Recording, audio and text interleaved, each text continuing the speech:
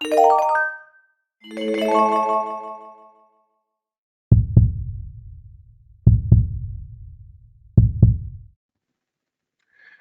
right, let's take a look at how we drill this thing, okay? Because as the same with the outside choice, the inside choice, you really want to work, how you drill the deal. So the biggest thing, okay, is you know we line up, in this scenario, and let me here you go. This is a better shot. Okay, this is the setup of it. So how we set up the inside choice drill is we'll have obviously our quarterback taking a snap. All right, we'll have an area outside defender. He'll have a shield. Okay, we'll have an area inside defender as well to get a drop there. All right, and we will pair it with the outside receiver. We'll put the outside receiver out there sometimes with the corner. All right, so we obviously want to get that look, and then the triangle is a safety. Now we have our coach be the safety, and the reason for that is we put a coach there because the coach can vary the read, and he's not really involved in the physical, part of the play. And I just think it saves you a lot of time to put a coach back there. DB's coach and stuff love that because they get to go out there and play like they're a DB anyway. But you go ahead and put those guys out there, and they give you a really really good look, and put you in a spot to where they're going to vary the looks. So just to save bodies, and we'll use a coach out there for it.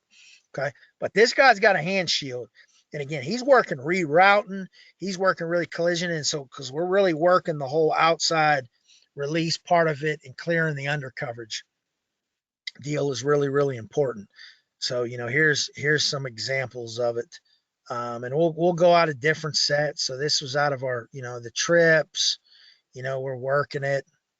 All right. And this kind of gives you the real flow of how it goes. We got another group up. We're ready to go. We're going to get it snapped. And we go. All right. We're getting those reads on the safety.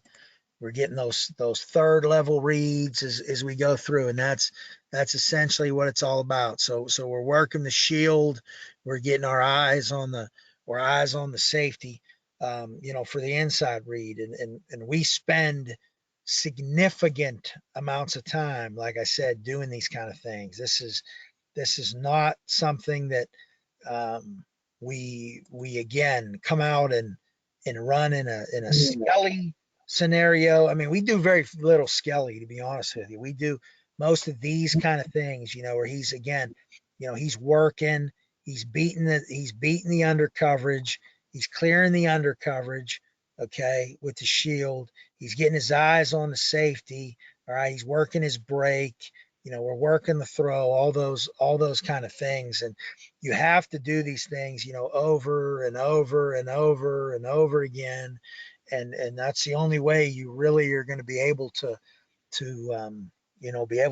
truly execute well, against different looks. And we don't ever script the looks. And when I talk about practice schedules and things like that, we don't script.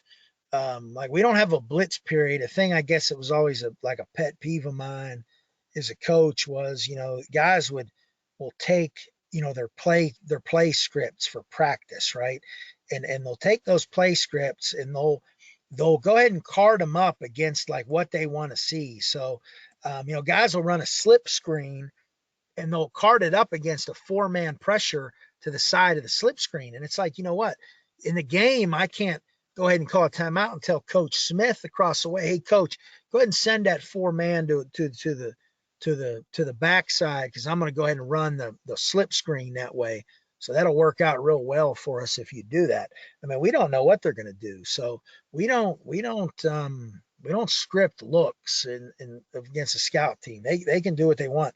Same thing coverage wise, because we don't know what they're going to do in the game. So he's got to do whatever they want, on the backside, whatever kind of coverage, in that back end. And we just go out and try to get the reps and try to get the recognition, and try to get the looks. And, I think the more you're able to do these kind of things, and, there we're incorporating the back into it, with the flash fake, and, because we'll do that sometimes to hold these linebackers. We'll give a little token fake in the protection, because that'll a lot of times pull up the it'll hold these area inside defenders, particularly if you have a safety on the hash, and we're gonna get a break back there. We'll do those kind of things. But again, you can see that break is not it's not a dig route, it's not a hard break, it's a speed in. Okay, it's basically the opposite of the sail route, essentially. And that's really what you want to run the speed part of it and clearing the undercover. So you see how like even there the route there's not a landmark. So it's not like, okay, at 8 yards, at 5 yards, that's not the way it works. It breaks whenever you clear and beat the undercoverage. So if you don't clear it, we tell him, if you don't clear and beat the undercoverage, you can't even read him now he can read him.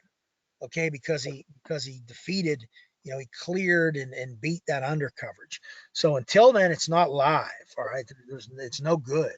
All right, so he really has to work. He really has to be, vigilant about clearing that under coverage, beating that under coverage, because then now, he's live.